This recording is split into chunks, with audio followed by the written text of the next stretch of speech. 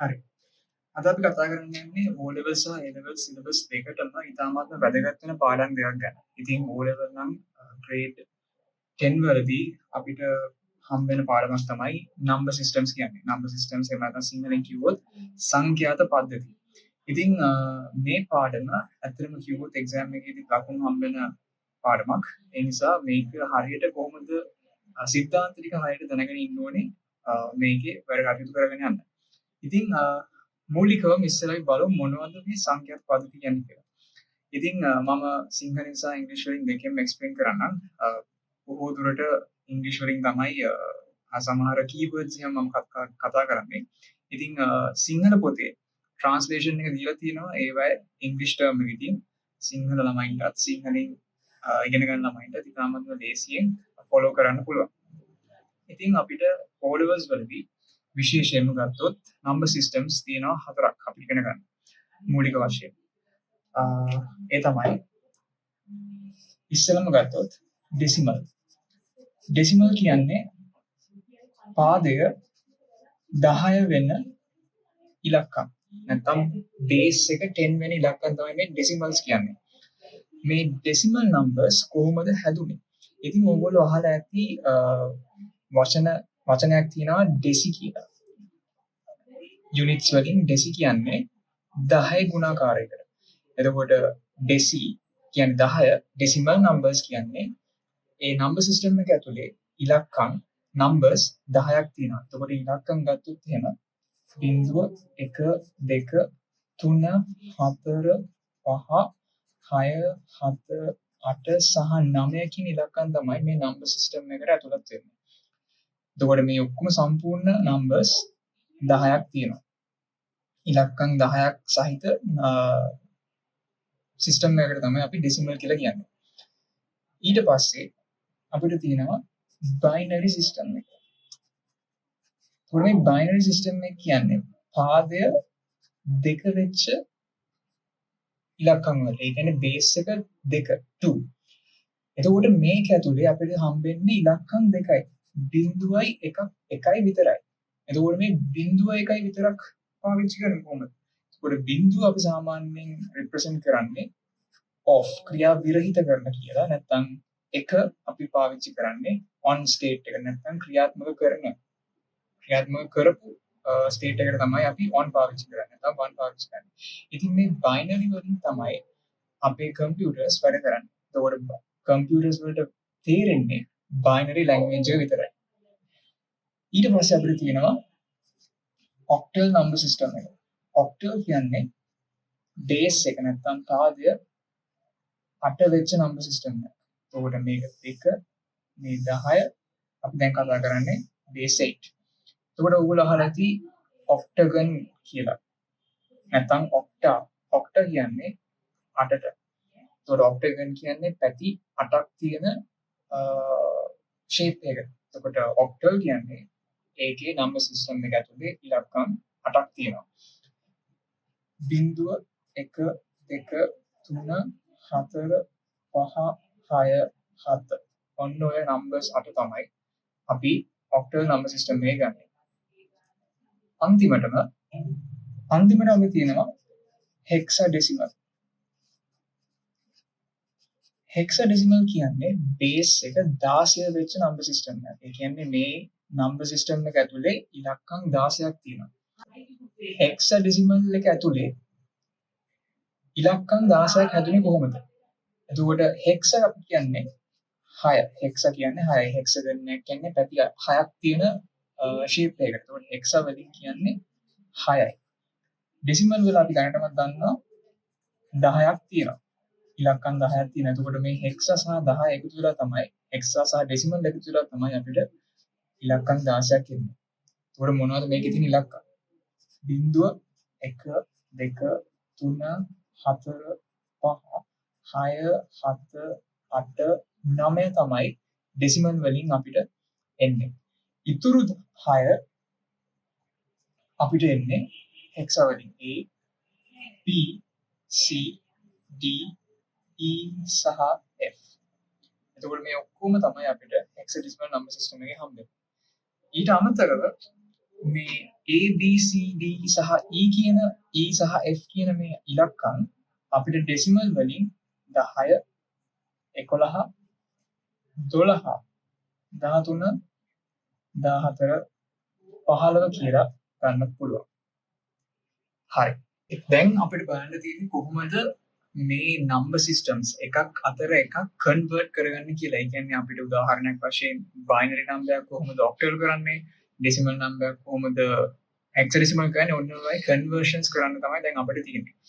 එතකොට මූලික වශයෙන් අපි පටන් ගත්තොත් එහෙම තැනකින් අපි ඩෙසිමල් වලින් පටන් ගමු. මොකද ඒක තමයි කන්වර්ෂන්ස් වලින් කරන්න පුළුවන් බොහොම සරලම එක. එතකොට ඩෙසිමල් අගයක් අපි ගත්තොත් එහෙම ඩෙසිමල් නම්බර් එකක් ඔක්ටල් කරගන්නත්, ඩෙසිමල් නම්බර් එකක් බයිනරි කරන්නත්, ඩෙසිමල් නම්බර් එකක් හෙක්සාඩෙසිමල් කරන්නත්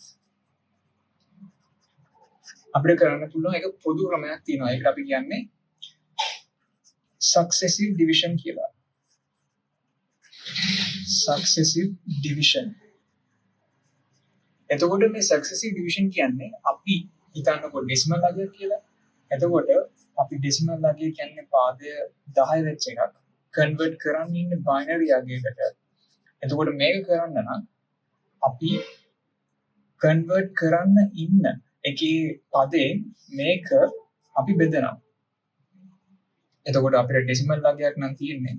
අපි කරන්නේ successive division ඔස්සේ දෙකෙන් බෙදාගෙන යන එක පල්ලෙහාට. හරිද? අපි එක පොඩි උදාහරණයකින් බලමු. දැන් අපිට හිතමු අපිට 348 කියන ඩෙසිමල් නම්බර් එක කන්වර්ට් කරගන්න ඕනේ කියලා බයිනරි එකකට. එතකොට අපිට කරන්න තියෙන මේ successive division කියන method එක use කරලා බෙදාගෙන ගිහිල්ලා උත්තරේ ගන්න එක විතරයි. එතකොට 348 අපි divide කරනවා දෙකෙන්. 174 බිංදුව. අපිට මේ රිමයින්ඩර් එක අනිවාර්යයෙන්ම දාන්න ඕනේ. මොකද අපේ උත්තරේ තියෙන්නේ ඉන්නේ රිමයින්ඩර්ස් වල. එතකොට දෙකෙන් බෙදද්දී අපිට ගන්න පුළුවන් උපරිම මාර්ගය 1 සහ බිංදුව විතරයි. එතකොට එක දිගට දෙකෙන් බෙදාගෙන යන්න විතරයි තියෙන්නේ.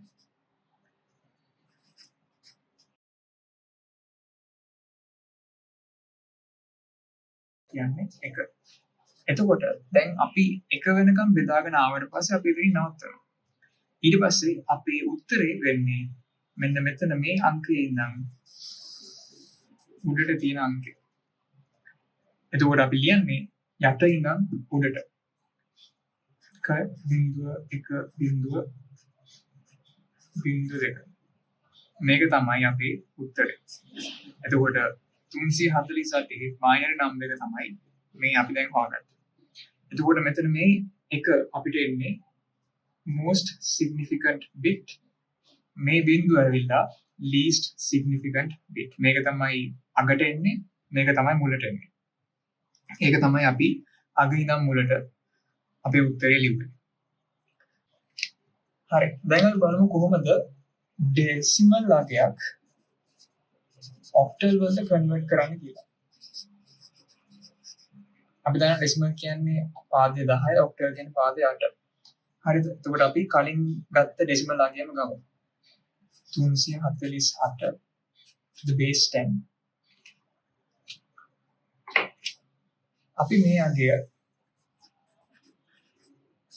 8න් බෙදා යන මොකද අපිට මේ කන්වර්ට් කරන්න ඕනේ ඔක්ටල් එකට. ඔක්ටල් එක කියන්නේ පාදය 8 වෙච්ච එකක්. එතකොට අපි මේක බෙදන්න ඕනේ 8න්. 8න් බෙදාගෙන නැද්දී 43 4ක් ඉතුරුයි 8යි 3 8 බිංදුව 5. ඕක තමයි එන්නේ. එතකොට කලින් වගේම යට ඉඳන් උඩට තමයි අපි ලියන්න ඕනේ. මොකද මේක තමයි most significant bit. මේක තමයි least significant bit.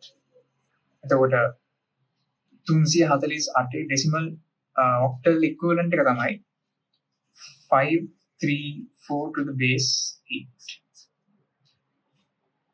හරි. ඊට පස්සේ බලමු කොහොමද 348 to the base 10 අපි එකම example එක කරන්නේ hexadecimal වලට convert කරන්න කියලා. ඒ කියන්නේ පාද අංක 16. එතකොට 348 අපිට 16න් තමයි බෙදාගෙන යන්න තියෙන්නේ. මොකද hexadecimal කියන්නේ 16 base value එකක්. ඒක අපි 16න් බෙදන් යනවා. ඒතකොට මෙතන තියෙනවා 21 12ක් ඉතුරුයි. 16 1 5ක් ඉතුරුයි. එතකොට එකේ ඉඳන් උඩට තමයි අපි ලියන්නේ. එතකොට මේක 1යි 5යි 12 කියලා නෙමෙයි අපි ලියන්නේ. මේක ඇත්තටම කිව්වොත් වැරදි. මෙහෙම ලියුවොත් වැරදි. දැන් අපි දැක්කා ඩෙසිමල් වලදී හෙක්සාඩෙසිමල් වලදී අංක 9 වෙනකන් විතරයි ඉලක්ක මේ අංක වලින් ලියන්නේ. 10 11 12 කියන්නේ ඩෙසිමල් වැලියුස්. එතකොට හෙක්සාඩෙසිමල් වැලියු එකේ ලියනවා නම් දැන් මේ 12 අපිට 12 කියලා ලියන්න බෑ. මේක අපි ලියන්න ඕනේ හෙක්සාඩෙසිමල් ඉක්විවලන්ට් එකකින්. එතකොට කලින් අපිට බිංදුව ඉඳන් 9 ඊට පස්සේ A B C D E සහ F මේක 10 මේක 11 මේක 12 13 14 15 එතකොට මේ 12 අපිට ලියන්න වෙන්නේ C හැටියට. එතකොට මේකේ හරි උත්තරේ වෙන්නේ 1යි 5යි C to the base 16. ඔක තමයි හරි උත්තරේ ඩෙසිමල් එකක් හෙක්සාඩෙසිමල් වලට කන්වර්ට් කරන්නේ. ඒතකොට අනිවාර්යෙන් මතක තියාගන්න 9ට වඩා වැඩි අගයක් આવොත් මේක අනිවාර්යෙන් අපි හෙක්සාඩෙසිමල් වලින් තමයි රිප්‍රසන්ට් කරන්න ඕනේ ඒ අදාළ ලෙටර් එක දාලා.